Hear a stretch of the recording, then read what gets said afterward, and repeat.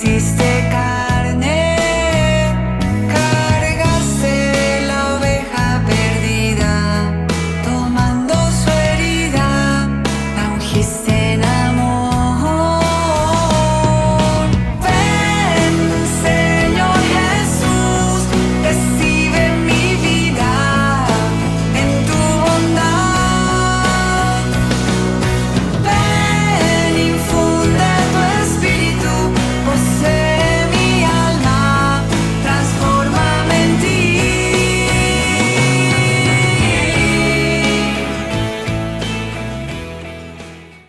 Bueno, gracias por estar conmigo una vez más en este itinerario de conversión y santidad en el que gozamos y tratamos de llenarnos de esta espiritualidad maravillosa de nuestro Papa Emérito.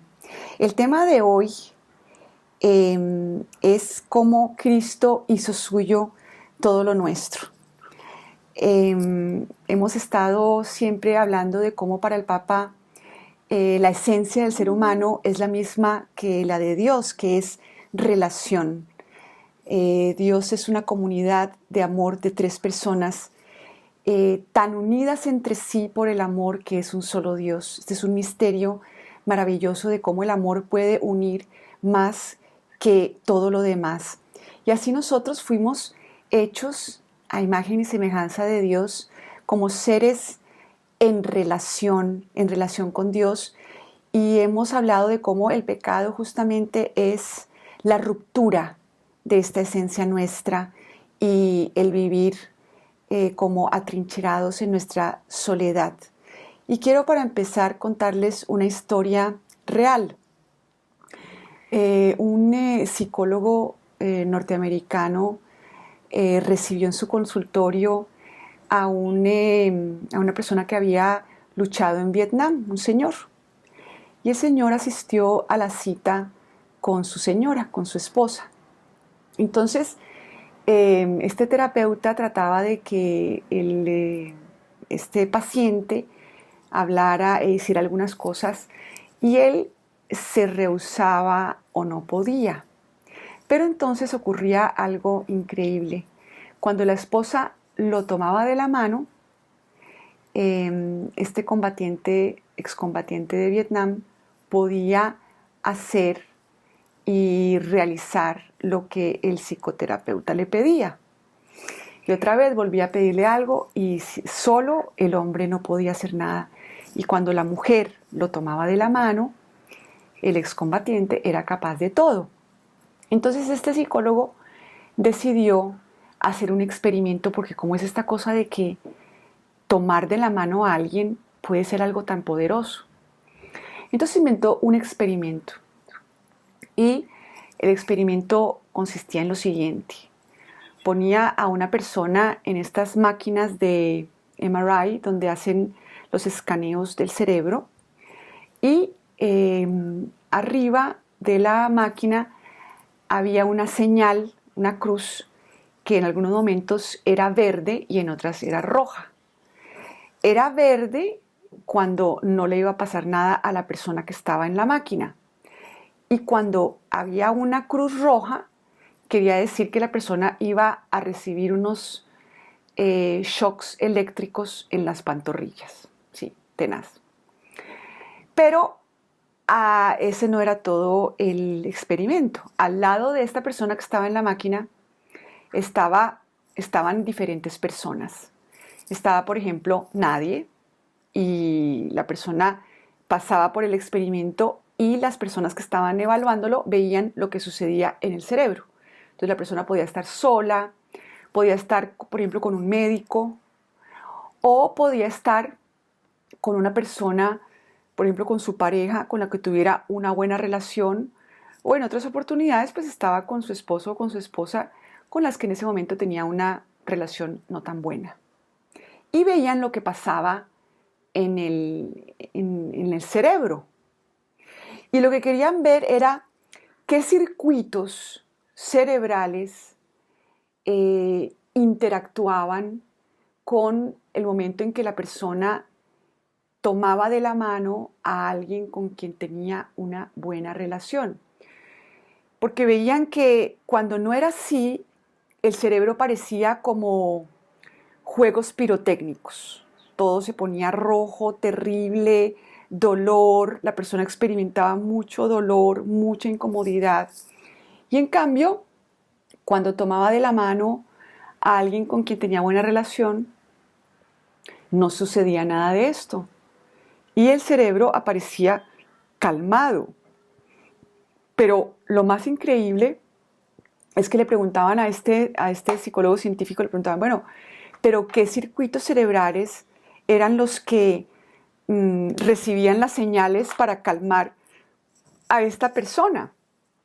Y él decía, no, no hay ningún circuito cerebral que parezca involucrado en la serenidad que la persona tiene. Es algo que no se puede detectar. Es decir, esta es uno de los experimentos en donde se ha comprobado que el ser humano no está simplemente hecho de circuitos cerebrales y neuronas y impulsos eléctricos del cuerpo ni de diferentes partes del cerebro, sino que hay algo que no se ve y que se calma cuando la persona se siente conectada íntimamente con otra. Es decir, aquí aparece, en este experimento, aparece justamente esta condición del ser humano de que solo en relación somos realmente nosotros mismos y podemos realmente alcanzar esa serenidad o ese bienestar aquí en cualquier situación. Entonces, siempre me ha llamado mucho la atención porque justamente al habernos separado de Dios con el pecado, pues hubo toda clase de consecuencias dolorosas, pero en su inmenso amor. Bueno, perdón, concluyo lo del experimento. En las entrevistas a este psicólogo, que los pueden ver pues en las redes sociales, en YouTube, él decía, es como si la persona que le está tomando de la mano a esta persona que está viviendo el experimento doloroso, es como si dijera, ¿sabes qué? Yo estoy contigo, yo soy tú, yo estoy sintiendo lo que tú estás sintiendo, no estás solo. Y este es el mensaje que recibe esta parte del ser humano que no se puede detectar, ¿no? Entonces, el Papa, en esta encíclica maravillosa de Spe Salvi, que es En Esperanza Fuimos Salvados, en el punto 38, habla de la situación del sufrimiento del ser humano. Entonces habla, primero que todo, de que la grandeza de la humanidad, imagínense, la grandeza de la humanidad está determinada esencialmente por su relación con el sufrimiento y con el que sufre. Así, aquí podríamos hacer como un examen de conciencia. ¿Cómo es mi relación con mi sufrimiento y con el sufrimiento de los que me rodean? Porque yo creo que nuestra sociedad, supuestamente que ha caminado hacia el progreso, ha caminado hacia un deterioro de tener esta relación sana con el que sufre. Y por eso pues vemos todas las consecuencias, ¿no? El aborto, la eutanasia, y esta como urgencia que nos da de que a nuestros hijos o a los que nos rodean o a nosotros mismos se nos quite el sufrimiento. Y no sé ustedes, pero a veces me da la impresión de que incluso la religión puede convertirse en un vehículo simplemente de obtener de Dios como sanación de todo, de todos los sufrimientos, etcétera, pero sin que sea necesariamente un camino de conversión, un camino de purificación y de unión con Cristo. O sea, como que todo eso queda tras bambalinas y lo que queda es como estos predicadores de la fe en que Dios te va a sanar y ya. Eso es como todo lo que queda. No sé, es mi impresión. Pero fíjense esta belleza, ¿no? Dice, una sociedad que no logra aceptar a los que sufren y no es capaz de contribuir mediante la compasión al que el sufrimiento sea compartido y sobrellevado también interiormente, es una sociedad cruel e inhumana. Entonces, sí, el sufrimiento debe tratarse de sanar y de curar y de litigar, o sea, disminuir, pero fíjense lo que el Papa incluye aquí, ¿no? La compasión, ¿verdad? Esa parte de empatía, de presencia, de dulzura, de ternura que debe existir pues en la sociedad, pero ante todo en los lugares donde hay mayor sufrimiento, como los hospitales, como a las madres que van a tener hijos, como a los enfermos terminales, que se cree que porque ay, ya se va a morir, entonces simplemente pues le cambio el pañal y tal, lo ubico, pero falta como esa calidez humana, que es la que es realmente capaz de calmar esa parte humana que no se podía ver en este experimento que les conté.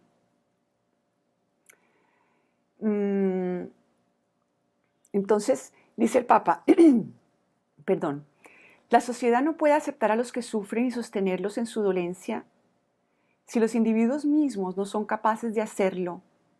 Y en fin, el individuo no puede aceptar el sufrimiento del otro si no logra encontrar personalmente en el sufrimiento un sentido, un camino de purificación y maduración, un camino de esperanza. Y aquí dice uno, así como así, el sufrimiento es un camino de esperanza, dice el Papa. En efecto, aceptar al otro que sufre significa asumir de alguna manera su sufrimiento. Es decir, me tengo que involucrar, de modo que éste llegue a ser también mío, que el sufrimiento del otro llegue a ser también mío. Eso implica que el mundo de la educación, de la crianza, de la ciencia, de las ciencias de la salud, no pueden ser lugares de neutralidad y de cuidarte por fuera sin que tu sufrimiento de alguna manera no me toque.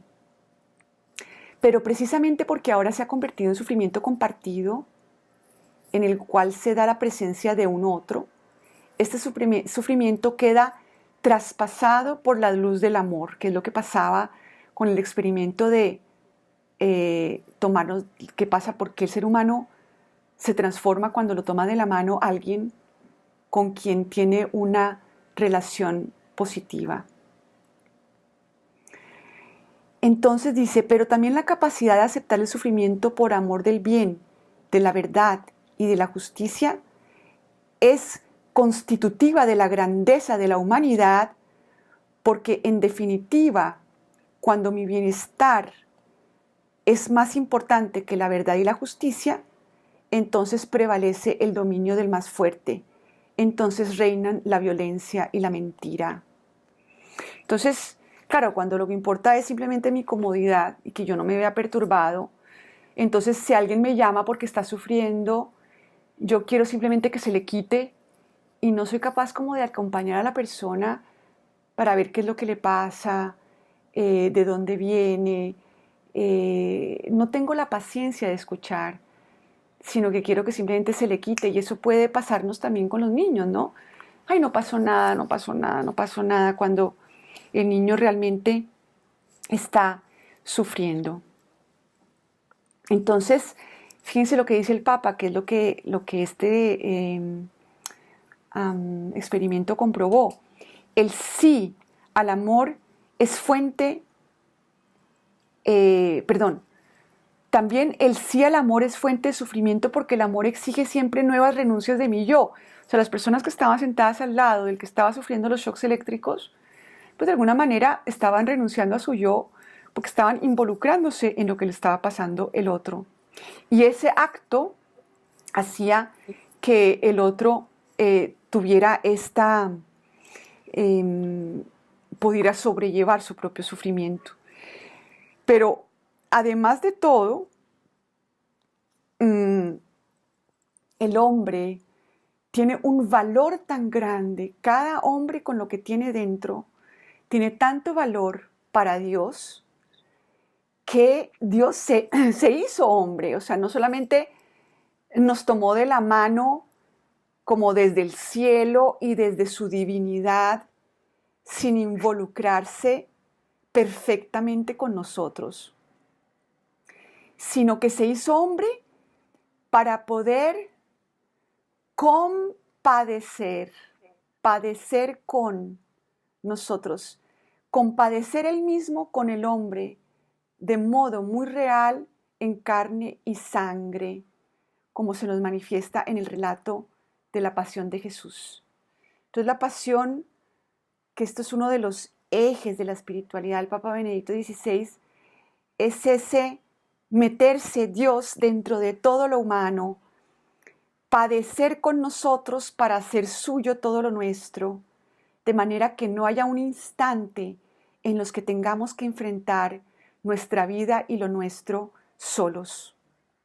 Por eso, en cada pena humana ha entrado uno que comparte el sufrir y el padecer. Para mí es como si cada pena humana se hubiera convertido en tierra santa, en donde se encuentra Dios de una manera tangible. De ahí se difunde en cada sufrimiento la consolación, el consuelo del amor participado de Dios. Y así aparece la estrella de la esperanza. Ciertamente en nuestras penas y pruebas menores siempre necesitamos también nuestras grandes o pequeñas esperanzas. Aquí el Papa habla también de que nos necesitamos los unos a los otros. Una visita afable, la cura de las heridas internas y externas, la solución positiva de una crisis, etc. También estos tipos de esperanza pueden ser suficientes en las pruebas más o menos pequeñas. Pero en las pruebas verdaderamente graves, en las cuales tengo que tomar mi decisión definitiva de anteponer la verdad al bienestar, a la carrera, a la posesión, es necesaria la verdadera certeza, la gran esperanza de la que hemos hablado. Por eso necesitamos también testigos, mártires, que se han entregado totalmente para que nos lo demuestren día tras día. Los necesitamos en las pequeñas alternativas de la vida cotidiana, para preferir el bien a la comunidad, sabiendo que precisamente así vivimos realmente la vida. Digámoslo una vez más, la capacidad de sufrir por amor de la verdad es un criterio de humanidad. No obstante, esta capacidad de sufrir depende del tipo y de la grandeza de la esperanza que llevamos dentro y sobre la que nos basamos. Los santos pudieron recorrer el gran camino del ser hombre del mismo modo en que Cristo lo recorrió antes de nosotros, porque estaban repletos de la gran esperanza. Y la gran esperanza es que finalmente en cada pena humana ha entrado Cristo, ha entrado Dios. Y podemos entonces abrir nuestras heridas a esa presencia, orar desde ese corazón herido, sabiendo que tocando el sufrimiento también lo tocamos a Él y pidiéndole que nos dé ante todo la gran esperanza, que no es simplemente como una actitud humana, sino que es ese germen de vida divina como lo es la fe y el amor, ¿no? La fe y esperanza y el amor son esas virtudes teologales que se nos infunden en los sacramentos y que nosotros no podemos al final construir por nosotros mismos. Entonces, queridos oyentes, quería hablarles de eso porque hay diferentes tipos de sufrimientos. Hay sufrimientos físicos, hay sufrimientos psicológicos y hay sufrimientos espirituales. Dios a veces puede darnos, por ejemplo, un sufrimiento físico, pero darnos una gran consolación espiritual con la que podemos sentirnos fuertes, ¿no? Pero a lo mejor puede darnos un sufrimiento espiritual en el que, como Jeremías este domingo pasado, el profeta ya no quería ni siquiera vivir.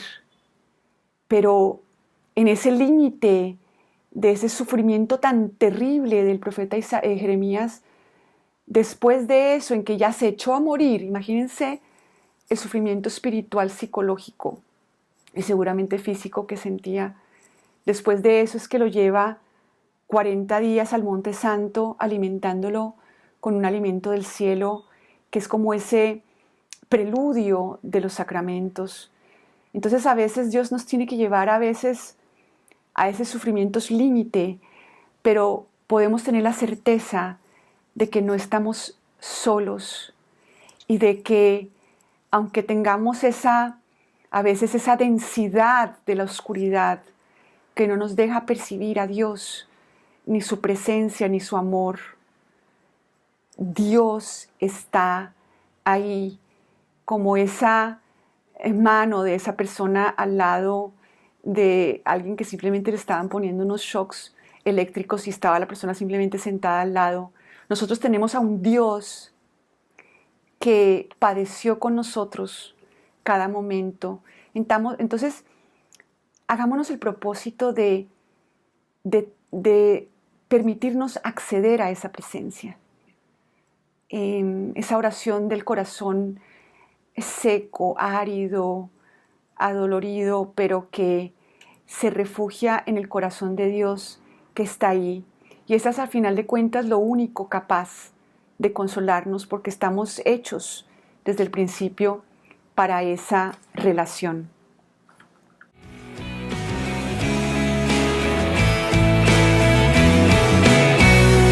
Señor, vendrás en tu gloria, harás todo nuevo, la tierra y el cielo. Y hoy sigues viniendo, cambiando la historia. Te suplico, ven, Señor.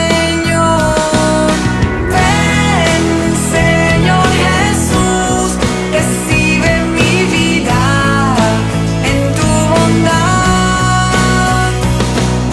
Ven, infunde tu espíritu, posee mi alma, transfórmame en ti.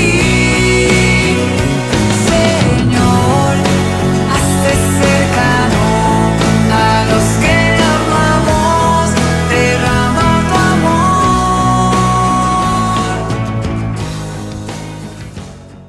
Bueno, hemos hablado en este programa de cómo en cada pena humana está alguien que quiso compadecerse con cada uno de nosotros.